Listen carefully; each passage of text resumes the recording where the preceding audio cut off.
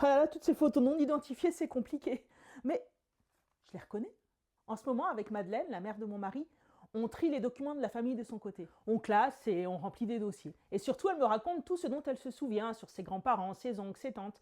Et moi, je note tout. Depuis quelques jours, je me suis plongée dans le tas espagnol du côté de sa grand-mère Pilar. Madeleine était un peu découragée. Beaucoup de photos de personnes inconnues et sans nom. Et plus personne pour nous aider à les identifier. Il y a aussi 3 ou 4 lettres écrites en espagnol, signées par des cousins inconnus. Et puis quelques passeports. Alors à l'attaque. C'est intriguant tout ça et je suis sûre qu'on va en tirer des infos. Pour resituer, Pilar, elle est née à Yecla en Espagne en 1880. Elle a ensuite traversé la Méditerranée pour aller à Sidi Bel Abbès en Algérie où elle a épousé Jules, le fils de Toussaint, l'enfant trouvé dont je vous avais raconté les aventures. Bon, commençons par les passeports, parce que ça c'est du solide.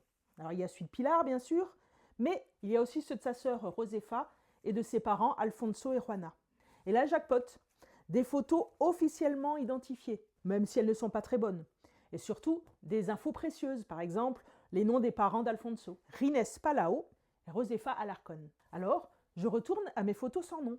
Oh, mais celle-ci, on reconnaît clairement Alfonso et Juana, les parents de Pilar. Quand ils sont plusieurs sur une photo, c'est toujours plus facile à identifier. Et là, un couple, ça renforce la certitude. Et avoir plusieurs photos d'une même personne, eh ben, ça aide ensuite pour reconnaître vraiment un visage. Et justement, je tombe sur une autre photo. Un couple, une vieille dame et 3 petites filles. Et cette vieille dame, c'est presque sûr, c'est Juana. Et c'est assez logique qu'il n'y ait pas Alfonso, puisque Alfonso est décédé avant Juana. Alors Juana doit donc être avec un de ses enfants et ses petites filles. Oh, mais ce couple, je l'ai déjà vu ailleurs. Ah oui, ici. Ah, et puis là, ils sont plus jeunes, mais on les reconnaît bien. Et ils sont entourés de tout plein de petites filles. C'est cohérent avec l'autre photo. Alors je consulte mon arbre généalogique. Je savais que Pilar et Josefa, elles avaient un frère, Inès. Alors, c'est peut-être lui, c'est peut-être le frère. Et sur Généanet, je retrouve Inès sur un autre arbre, et avec les mêmes parents, donc c'est bien le bon. Il est marié avec Maria Paya et père de 6 filles. Oh bah ça correspondrait parfaitement alors. Et les écarts d'âge aussi, 3 plus âgés et 3 plus jeunes. Les petites, on les retrouve ici. Mais petit couac quand même, parce que sur la photo, il y a 7 filles. L'une d'elles est peut-être décédée plus jeune et n'apparaît pas dans l'autre arbre. À creuser. Nous voilà donc avec Juana, Manuela, Lucia, Josefina, Susana et Hermine. Difficile de dire qui est qui, même si je peux faire des hypothèses avec les âges. J'ai envoyé sur Généanet un message à la personne qui a créé cet arbre. On verra si j'ai une réponse et de nouvelles infos. Oh, mais ces autres photos de jeunes filles. Mais ce sont les mêmes, on reconnaît leur visage.